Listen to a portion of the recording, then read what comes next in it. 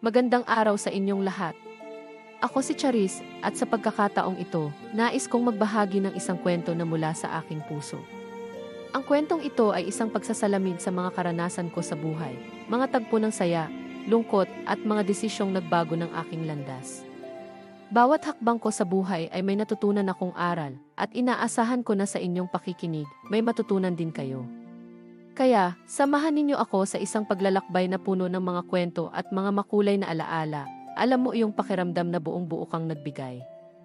Lahat ng meron ka, iniwan mo sa ibang bansa. 3 taon akong nagtrabaho sa Abu Dhabi, halos walang day off, halos walang pahinga. Hindi ko ginusto yun. Pero kinailangan ko. Para sa amin. Para sa kinabukasan naming dalawa. Siya lang ang nasa isip ko buong panahon na yun, pero pagbalik ko. Ibang tao na siya, hindi ko agad nakita. Akala ko lang pagod. Akala ko kailangan lang ng space, adjustment, dahil ilang taon din kaming di magkasama. Pero habang tumatagal, unti-unti kong naramdaman. Tahimik na bahay. Kwartong may 2 katawan pero iisa lang ang may damdamin. Yung dati niyang yakap, naging tapik na lang. Yung dating halik, naging iwas, hindi ako bobo, Hindi ko lang agad dinanggap, pinilit kong magluto ng paborito niya, pinilit kong mag-initiate ng conversations, pinilit kong maging masaya. Pero lagi siyang wala, minsan pisikal. Pero madalas emosyonal. Sabi niya, busy lang daw. Sabi ko, okay lang. Hanggang sa hindi na naging okay. Hanggang sa isang gabi, habang naglalaba ako ng mga damit namin. May nahanap akong panyo sa bulsa ng pantalon niya. Amoy pabango ng babae. Hindi yung kolog ko at lalong hindi akin. Doon ko naramdaman yung saksak, hindi sa likod, kundi diretso sa dibdib. Parang inubos niya yung mga taon ko sa ibang bansa at pinalit sa ilang buwan na ligaya na hindi ako kasama. Gusto ko siyang kumprontahin, pero natakot ako. Hindi sa sagot niya, kundi sa totoo. Sa kumpirmasyon na matagal na akong nag-iisa. Na matagal na akong wala sa puso niya, kahit ako yung laman ng mga remittance kong pinapadala buwan-buwan, ngayon andito ako. Nasa harap ng radyo. Hindi para siraan siya, kundi para ilabas to, kasi pag hindi ko pa sinabi, baka tuluyan na akong mamatay sa katahimikan. Alam mo yung tipong simpleng buhay lang pero masaya? Ganun kami dati. Walang aircon, walang Netflix, minsan isa lang ang ulam, pero basta magkasama kami, parang kompleto na.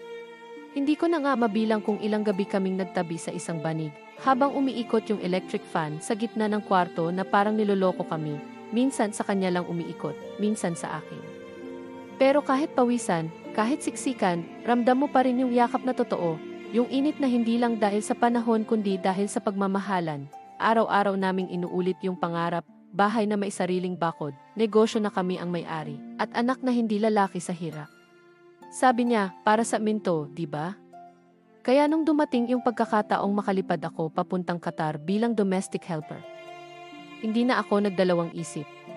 Kahit mahirap iwan siya, kahit nasasaktan ako sa ideya na hindi ko siya makikitang matulog o magising araw-araw, mas nangingibabaw yung pangarap naming dalawa. Pinanghawakan ko yung mga yakap niya bago ako umalis. Yung mga text niya habang nasa airport ako, mag-iingat ka, mahal. Ako na ang bahala dito sa Pinas. Doon ako kumukuha ng lakas habang naglilinis ako ng bahay ng ibang tao, habang pinapagalitan ako ng amo ko, habang umiiyak ako gabi-gabi sa banyo para lang di ako marinig ng mga kasama ko sa kwarto. Buwan-buwan akong nagpapadala. Hindi ko man siya nahahawakan, pero sinisigurado kong nararamdaman pa rin niya yung presensya ko sa bawat pinadala kong pera. Bumili ako ng phone para sa kanya, pinaayos ko yung bubong, binilhan ko siya ng motor. Kasi akala ko, sapat yon para mapanatili yung pagmamahal.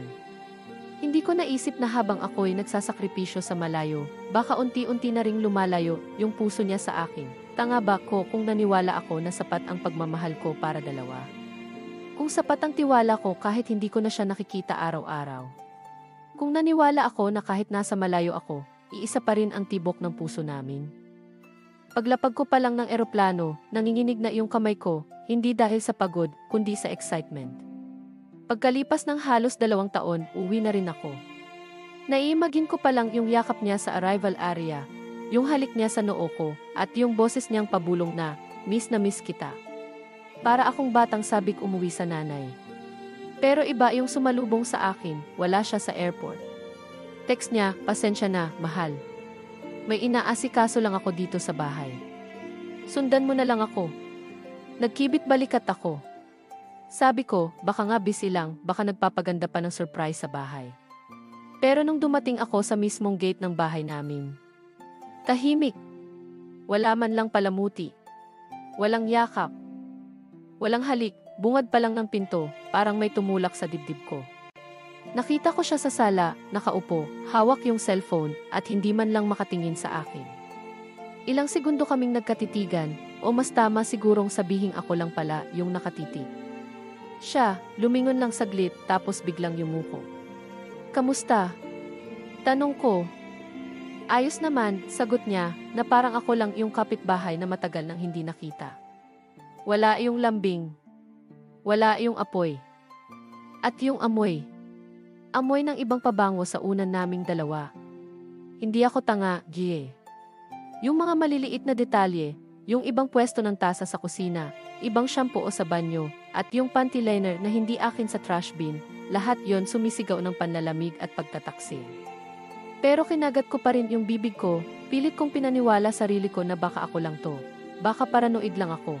Hanggang isang umaga, habang nagkakape ako sa labas ng bahay, may babaeng lumabas sa mismong pintuan na minsang pinangarap naming pinturahan magkasama. Suot niya yung lumang oversized shirt ko, yung paborito ko dati kapag gabi na at gusto ko ng yakap. Nakatingin lang siya sa akin, parang walang kasalanan. At siya, wala pa ring tingin. Nagkatinginan kami ng babae, walang salita. Pero yung katahimikan, mas malakas pa sa sigaw. Doon ko naramdaman yung pinakamasakit, hindi yung panloloko mismo, kundi yung pagiging invisible ko sa bahay na ako dapat ang reyna. Sa puso ng lalaking ako ang nagpakasakit, ako ang naghintay, ako ang naniwala, paano mo lalabanan ang taong hindi na makatingin sa iyo? Paano mo ipaglalaban ang relasyon kung may ibang natutulog sa panaginip mong kay tagal mong binuo? At paano kung ang sarili mong bahay hindi na pala para sa iyo? Alam mo yung pakiramdam na parang bigla ka na lang nawala ng pangalan? Ganon yung feeling ko nung umalis ako sa bahay na dati nating tahanan. Hindi na ako nag-eksena. Wala nang confrontation, wala nang sigawan. Dala ko lang yung isang maleta, yung dignity ko na pilit kong sinisiksik pa rin sa natitira kong pagkatao, at yung sakit na hindi kayang i-check-in sa airline pabalik. Lumipat ako sa bahay ni Ate Maris, pinsan ko. Mabait siya, pero ramdam kong pinipilit niya akong pagaanin ang paligid kahit obvious namang mabigat. Pinilit kong maging invisible, hindi ako lumalabas, hindi ako nagre-reply sa mga kaibigan, hindi ko binubuksan ang phone ko. Parang gusto ko na lang matulog ng ilang buwan. O taon. Basta wag ko lang maramdaman, pero kahit saan ako tumingin, may alaala. Yung tinimplang kape sa umaga, ganun ang timpla niya. Yung amoy ng kumot, amoy ng pawis naming dalawa dati kapag tag-init. Yung katahimikan sa gabi, parang yung mga gabing yakap lang ang sagot sa lahat ng problema. Pero ngayon, kahit yakap ng sarili ko, parang hindi sapat. Akala ko kasi, partner ko siya sa lahat. Na habang nagbibilad ako sa init ng Middle East, habang binibilang ko yung sweldo kong kulang pa rin sa padala, habang iniisip ko kung paano magiging mas maayos yung buhay naming dalawa, akala ko, sabay kami. Hindi ko alam ako lang pala. Ang masakit, hindi lang siya ang nawala. Na-realize ko na wala rin ako. Yung version ng sarili kong nagtiwala. Yung babaeng excited pang mangarap. Yung babaeng naniniwala na sapat na ang pag-ibig para lumaban sa distansya. Sino ba talaga ang naiwan? Siya ba na may bagong kayakap? O ako na naiwan sa mga alaala, sa pangakong hindi naman pala parehas naming tinupad, at ngayong nandito na ako, hawak ang sarili kong puso na binuo ko mag-isa. Paano ko ulit pagkakatiwalaan ang kahit sino? Paano kung sa susunod, ako na iyong makalimot magmahal? Minsan naiisip ko, baka ako yung dahilan kung bakit nasira lahat. Baka kasi masyado kong inuna ang kinabukasan namin na nakalimutan kong tanungin kung parehas pa ba kami ng direksyong tinataha. Baka habang sinisikap kong buuin ang buhay namin doon, unti-unti naman akong nabura sa buhay niya rito. Gabi-gabi akong natutulog sa kwartong amoy disinfectant at pagod. Pero ang naiisip ko lagi siya. Kumain na kaya siya? Nakaipon na ba kami ng sapat para sa motor niya? Birthday niya sa susunod na buwan, baka mabili ko na yung gustong-gusto niyang rubber shoes. Lahat ng kilos ko noon may pangalan niya. Pero ngayon, hindi ko na alam kung kailan ako huling tinanong ng sarili ko kung masaya pa ba ako. Love ko siya eh. Sobra.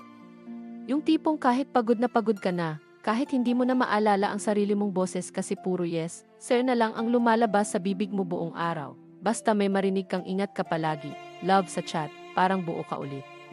Pero nung iniwan niya ko, hindi lang puso ko ang nadurog. Parang biglang nag-collapse yung purpose ko. Parang napaisip ako, para kanino ba lahat to kung hindi para sa amin? At kung hindi na kami, para saan pa, hindi ko sinasabing perfect ako. Marami akong pagkukulang. Siguro nga mali akong umalis.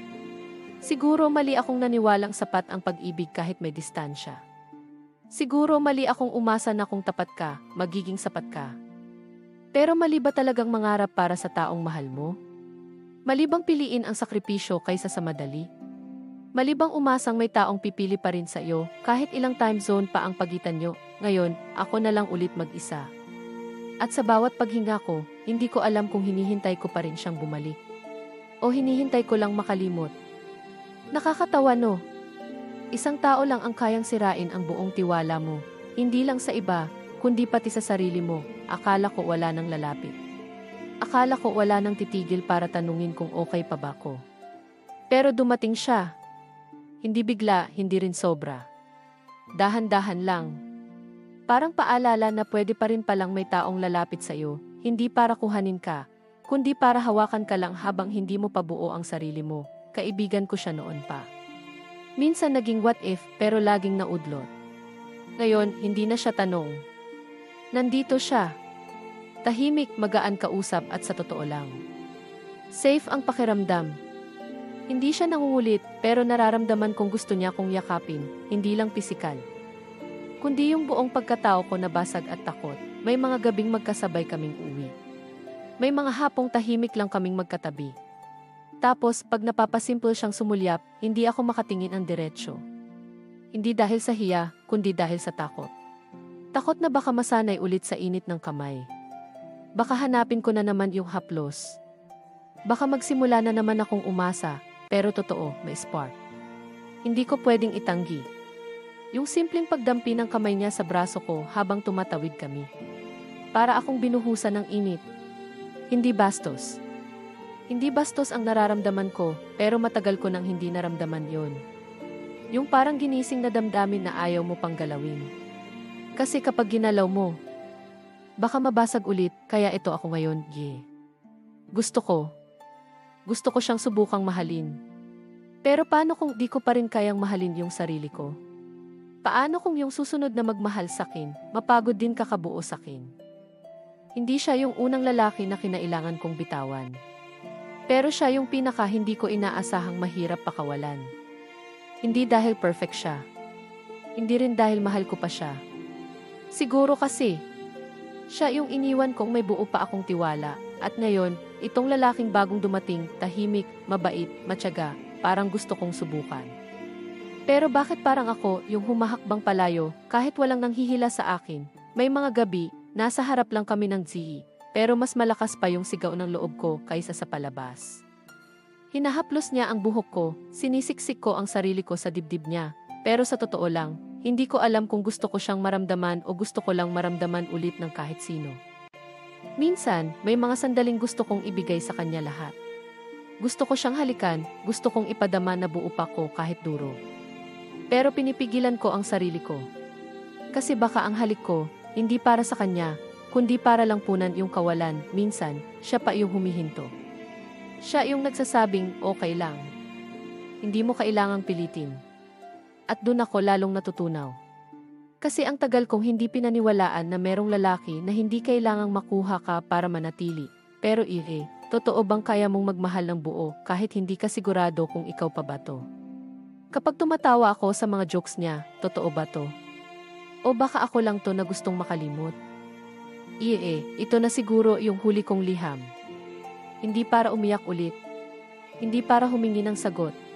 Pero para tanggapin, kahit ang hirap, ang dami kong tiniis, di ba? Lahat ng puyat, lungkot, pagod, kinaya ko. Umalis ako para sa amin, hindi para sa sarili ko. Pero bakit parang ako yung pinarusahan? Ako yung nawalan. Ako yung iniwan. Ako yung ngayon, wala nang muwang kung paano ba ulit magtiwala. O magmahal, naalala ko pa yung mga gabi na sinasabi ko sa sarili ko, konting tiis pa. Uwi din ako. Magkakasama rin kami ulit. Pero nung bumalik ako, wala na akong uwian.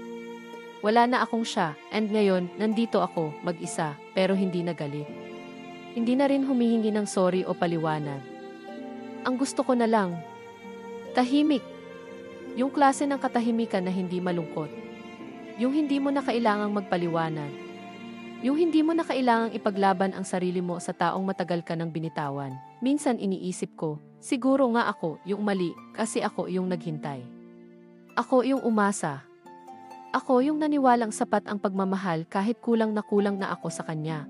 Pero tanong ko lang, paano mo pipiliing magtiwala ulit kung lahat ng ginawa mo dati ay hindi pa rin naging sapat? Paano mo pipigilan ang sarili mong magmahal kung yun talaga ang puso mo, mapagmahal, kahit paulit-ulit na nasasaktan? At paano mo tatanggapin na may mga tao talagang hindi mo kayang baguhin, kahit minahal mo na sila ng buo? Hindi ko alam ang sagot, pero baka merong nakikinig ngayon na pareho rin ang pakiramdam. Kaya ito na lang ang huli kong tanong, kung ikaw yung nagmahal, naghintay at nagtiis, bakit ikaw pa rin ang naiwan?